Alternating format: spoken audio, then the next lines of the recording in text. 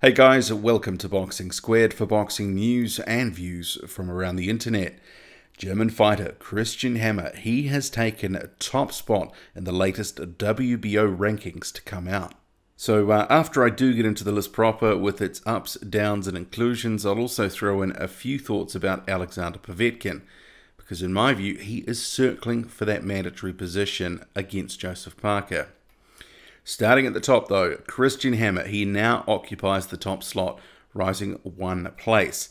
His path to the number one position, it comes after a split decision win over Erkan last year, a knockout of David Price earlier this year in April, and then a subsequent unanimous decision victory against a journeyman called Zinedine Ben Makhlouf. Don't really know him, haven't seen him fight before. Anyway, Hammer's 22-4 record understates how he has performed this decade, having lost just once since 2010, and that loss was to a quality opponent in Tyson Fury. If Hammer can maintain the spot, well, he will become Joseph Parker's mandatory when that is set. I think the New Zealander would definitely fancy that fight over a number of others that could be made.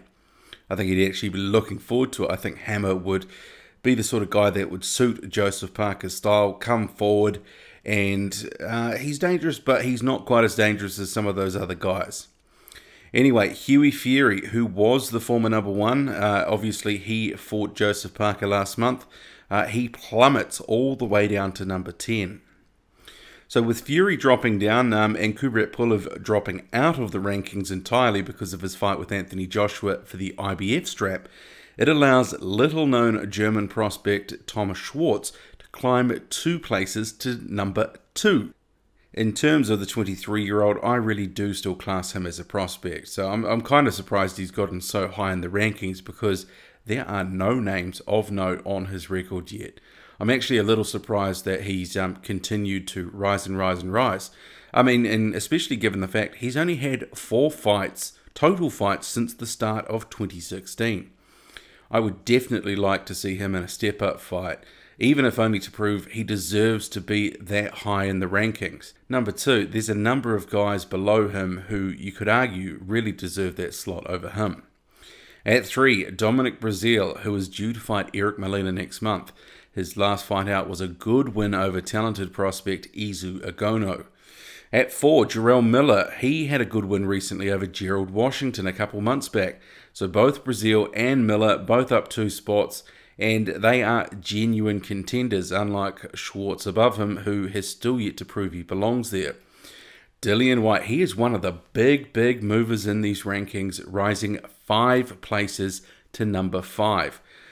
I'm not actually even sure how. His performance against walking heavy bag Malcolm Tan back in August, it must have impressed the crap out of some people because it's the only fight he's had all year and the only thing we can judge him on.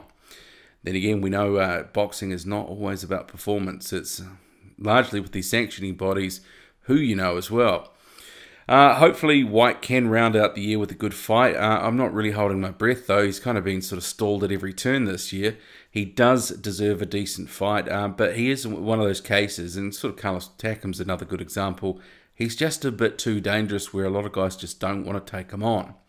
Because, you know, with these rankings and whatnot, positioning is key. Everyone wants to keep climbing and get into the spot where they can challenge for the title. I mean, look how Schwartz has climbed to number 2. You could argue he has done nothing to deserve that. So White, he definitely would have risen higher had he had another name on his record this year. Alexander Povetkin, he continues his slow yet steady rise up 2 slots to number 6. He recently got a decision win over Andrei Rudenko a couple months back. At 7, and somewhat of a shock, is Kiyoteru Fujimoto. I actually thought from the last rankings he was doing well to be ranked at number 9. Go have a look at his record. It's utter garbage. There is nothing of note on it. And I know Joseph Parker's camp, they are looking at a Fujimoto fight possibly in Japan, possibly December, January. So that could get made. I mean, I'm sure that they would look at these rankings and justify it in the mainstream media going, he's the number 7th ranked fighter to try and give him a bit more credibility, but I don't even know how he's ranked this high. For me, he doesn't even deserve to be in the rankings. I think this is a bit of a head-scratcher myself. Another big mover is Chinese heavyweight Zhili Zhang, who is up 4 places to number 8. He's another guy that's talked about as a possible opponent for Parker. Carlos Takam, he enters the rankings at 9, not having been ranked by the WBO in the previous list. He's taken care of a couple of mid-level journeymen in 2017, including a devastating knockout of Marcin Rakowski in Macau. As I said, Huey Fury is at 10. Arjit Kabayel, he is up to 11. He's got a decent heat check fight coming up against Derek Chisora. So that's the kind of step-up fight a lot of these other sort of untested guys should be taking. I mean, if we just go back to Fujimoto, the best name on his record was Solomon Hamono, and he lost to him. And that was way back in, what was it, 2012, something like that. So this is kind of one of those fights almost for Kabayel. He is stepping up for the first time. Whether he wins or not remains to be seen, but both guys, there's a lot on the line. That's a great fight for both of them. I wish more fights like that would get made. At 12, Swedish prospect Otto Wallen. Amir Manso is at 13. He's up 2 places. Luis Ortiz enters the rankings. Yes, he enters at 14, despite all the recent shenanigans. Rounding out the top 15 is Andy Reeves Jr. So he has been out of the ring since late 2016. His last fight, of course, was the loss to Joseph Parker. He will fall out of these rankings altogether next time around if he hasn't had a fight by then. All signals point to him actually remaining inactive, so I think we can sort of bite the dust on that one and someone else will take his slot. So quickly coming back to Alexander Povetkin.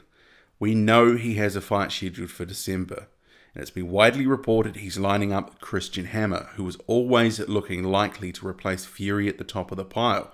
So it's obvious why they've been targeting the guy, and I'm sure they will pay through the nose to get that fight. It might end up being a bigger payday than he'd get otherwise against someone like Joseph Parker in the title fight. So a Povetkin-Hammer fight, it's an interesting one just for a number of reasons. I mean, should Povetkin face and beat Hammer? He's setting himself up to be Joseph Parker's mandatory. And 2, it's a really good heat check for Povetkin. I mean, you might be going, a heat check for Povetkin. He's a polished professional fighter with the best record or one of the best records in the division. And that's all true. But if you look at his impressive record, you go, well, actually, the fights have been drying up in recent years. He hasn't had a whole stack, and he's been aging that whole time. He's now 38. So I'm really interested to see if he gets in the ring there with Hammer. How much has he got left in the tank? Because surely this is his last run to a title. I would be surprised if he had another one in him. But 38, gets past Hammer, then he sets himself up for a good shot at Parker and being his mandatory. And I think many people would favour Povetkin heavily heading into a fight with Hammer and probably heading into a fight with Parker. But again, his age is starting to catch up with him, so we'll have to see. And we couldn't write Hammer off completely because he's proven time and time again in recent years he can win against the odds. But if Povetkin wins and he does become Parker's mandatory, it's a great matchup. And it would easily be Parker's toughest test, no matter Povetkin's age. It's something I would like to see if it sort of come to pass. I think it's one of these things we're sort of saying right now there's about half a dozen guys who can beat other guys and you could get credit from those guys. Povetkin is one of those guys. No doubt about it. Luis Ortiz is one of those guys. So this is outside the champion. So Joseph Parker, Alexander Povetkin, set it in Russia, big money, big stage. Sounds like a winner to me. Okay, what do you make of this whole list? Drop a comment, hit like, hit subscribe, follow me on Twitter, boxing_squared. I'm out.